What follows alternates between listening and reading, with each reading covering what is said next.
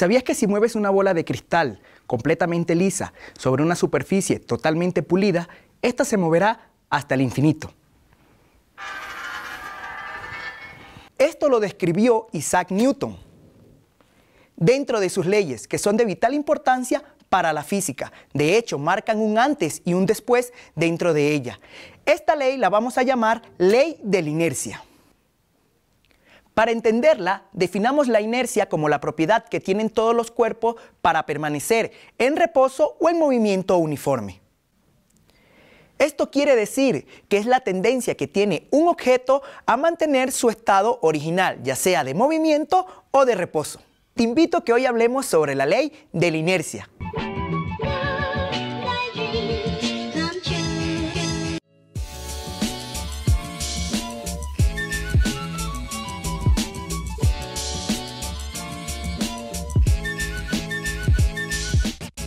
Antes de comenzar, debes tener conocimientos previos sobre desplazamiento, cinemática, movimiento rectilíneo uniforme y movimiento rectilíneo uniforme variado. Los antiguos sabios como Aristóteles pensaban que los objetos tendían a estar en estado de reposo porque ese era su estado natural. Galileo observó que es muy difícil encontrar un objeto que se desplace a través de una superficie y este no tenga fricción. Entonces concluyó que sin fricción, un objeto, una vez que se ha puesto en movimiento, tratará de mantener ese estado. Este es el concepto clave de la ley de la inercia. De esta manera, podemos definir la primera ley de Newton como un objeto permanece en reposo o se mueve con velocidad que es constante en magnitud y dirección, a menos que una fuerza neta no nula actúe sobre este. Para entender los experimentos de Galileo Galilei y su método de deducción a partir de sus observaciones, tenemos este carro. Si lo empujamos encima de una alfombra, notaremos que no avanza tanto. Si lo empujamos en la superficie de la mesa, notaremos que avanza un poco más. Si lo llevamos a una pista de hielo, notaremos que avanzará más que en los dos casos anteriores. Pero, ¿por qué pasa esto? Esto se da porque hemos reducido la fuerza de fricción con el suelo en cada uno de los casos. Por lo tanto, se podría deducir que si pudiéramos reducir por completo la fricción entre las ruedas y la superficie por donde se desliza el carro, como también la fricción interna entre las ruedas y los engranajes, el carro se movería hasta el infinito, se movería por siempre. Es por esto que la primera ley o ley de inercia tiene sus comienzos con las observaciones y deducciones de Galileo Galilei, llegando a la conclusión de que si no hay ninguna fuerza neta aplicada, no habrá ningún cambio en la velocidad o en el estado de reposo del objeto. Para entender mejor este concepto, definamos qué es fuerza neta.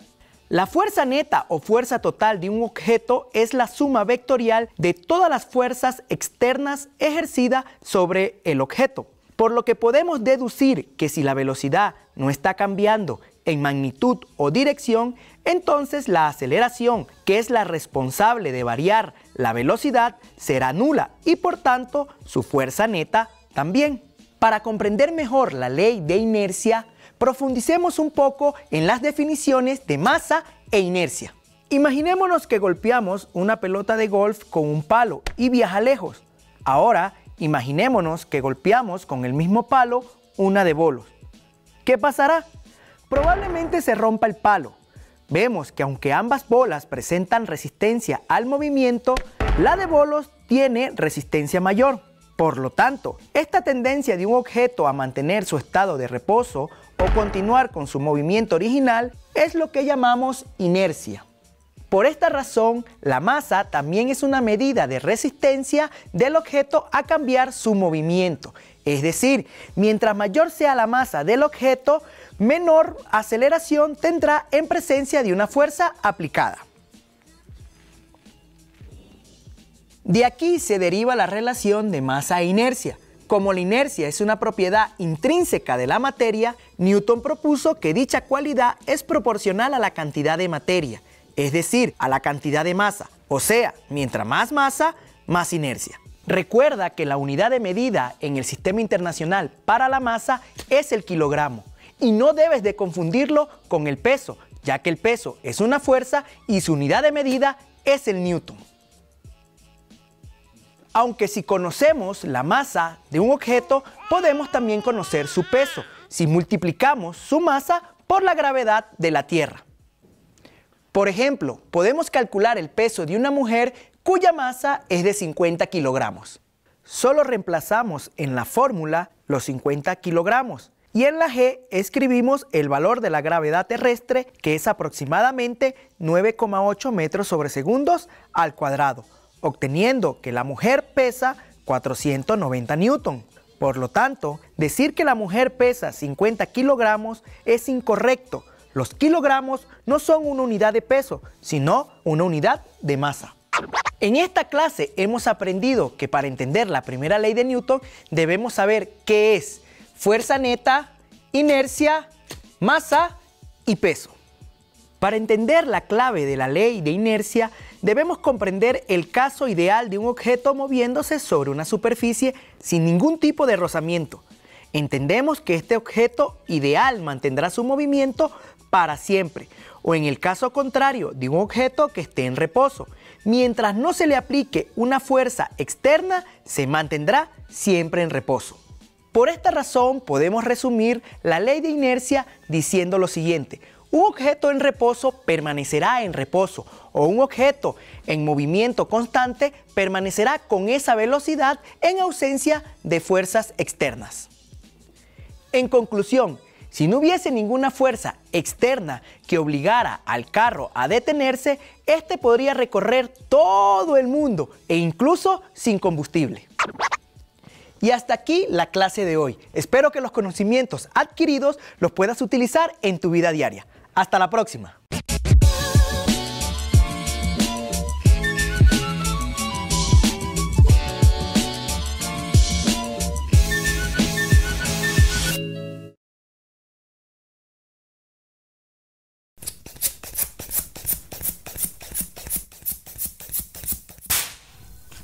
¿Te ha pasado alguna vez que cuando estás esperando en la calle el bus, llega otro y tira una bocanada de humo negro? Todo esto llega a tu nariz y tu boca y te deja un sabor horrible. Esto es debido a las propiedades de los gases, los cuales tratan de ocupar el espacio disponible. Aun cuando estés lejos, tu nariz los percibe.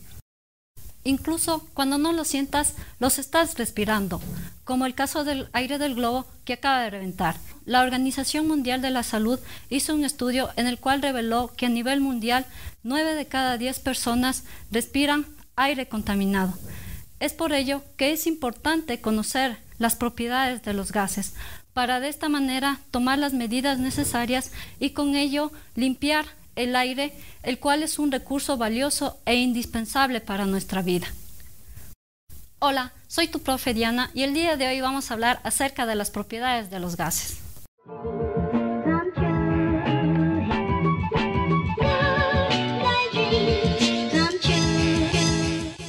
Antes de comenzar, es importante recordar los estados de la materia: estado sólido, estado líquido y el estado gaseoso. Ahora vamos a concentrarnos en las propiedades de los gases, que como mencionamos al inicio, estos ocupan el espacio que tengan. Adicionalmente, también adoptarán la forma del recipiente que los contiene, que si lo dejamos salir, podemos observar que estos tratarán de ocupar todo el espacio que tengan disponible. Esto mismo ocurre con los gases de los autos, donde el aire contaminado va a rodear el aire de la atmósfera que nosotros respiramos. Otra característica de los gases es que los podemos comprimir, es decir, que podemos disminuir su volumen.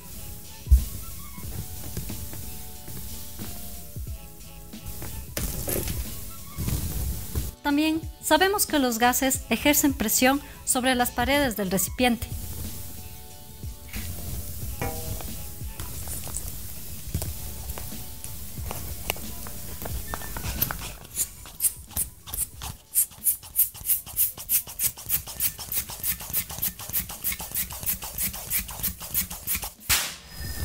Por eso se revienta. ¿Alguna vez te has fijado en las llantas de los autos o de las bicicletas, los cuales se encuentran más inflados después de haber recorrido cierta distancia? Esto lo podemos explicar mediante la teoría molecular de los gases, la cual indica lo siguiente. Un gas está compuesto de moléculas que están separadas por distancias muy grandes, porque el volumen de cada molécula no es significativo comparado con el volumen del recipiente. Las moléculas están en continuo movimiento, se mueven en cualquier dirección y esto hace que choquen con las paredes del recipiente o que choquen unas con otras. Las moléculas de los gases no se atraen ni se repelen. La velocidad a la que se mueven las partículas del gas depende de la temperatura. Si la temperatura aumenta, se mueven más rápido. Y si la temperatura disminuye, se mueven más lento. Volvamos a nuestros ejemplos iniciales para explicarlos con esta teoría. El diminuto volumen de las moléculas gaseosas es la razón por la cual se puede comprimir el gas.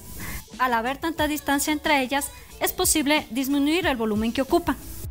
El movimiento continuo de las moléculas de un gas nos permite explicar por qué éstas escapan del recipiente que las contiene o de los tubos de escape de los automóviles. Para ello, debemos fijarnos en el comportamiento de un gas al aumentar la temperatura. El roce de las llantas con el pavimento hace que aumente el calor y por lo tanto las moléculas se aceleren. El roce entre los neumáticos y la carretera los calienta y, al calentarse, las moléculas del gas que están dentro empiezan a moverse cada vez más rápido, ejerciendo más presión sobre el neumático, haciendo que se infle. ¿Y qué sucedería si disminuimos una y otra vez la temperatura del gas en vez de aumentarla? Las moléculas comenzarían a moverse cada vez más lento, hasta que no se muevan más. Para que las moléculas estén en reposo, estas deberían estar en el cero absoluto de temperatura. Pero esta temperatura es inalcanzable. Las moléculas nunca están en reposo absoluto. Nos falta explicar por qué se reventó el globo que inflamos anteriormente. Esto es debido a que los choques entre moléculas ejercieron una cierta presión sobre las paredes de este globo, haciendo que este reviente. El aire siempre ejerce presión. Ahora mismo estamos sintiendo esta presión del aire. Esta se denomina presión atmosférica. ¿Cómo podemos medir esta presión atmosférica? La podemos medir mediante el barómetro de Torricelli. Muchos cilindros de gas, así como los extintores, traen en su interior un manómetro. De esta manera, nosotros podemos comprobar a qué presión se encuentran estos y de esta manera observar si están dentro de los límites establecidos. En resumen, hoy hemos aprendido que las propiedades de los gases son: ocupar todo el espacio disponible, ser compresibles, ejercer presión sobre toda superficie y las variaciones de su comportamiento con los cambios de temperatura. Pueden ser explicados con la teoría cinética de los gases. Hasta aquí llegamos con la clase de hoy. Espero que estos conocimientos te sean de utilidad.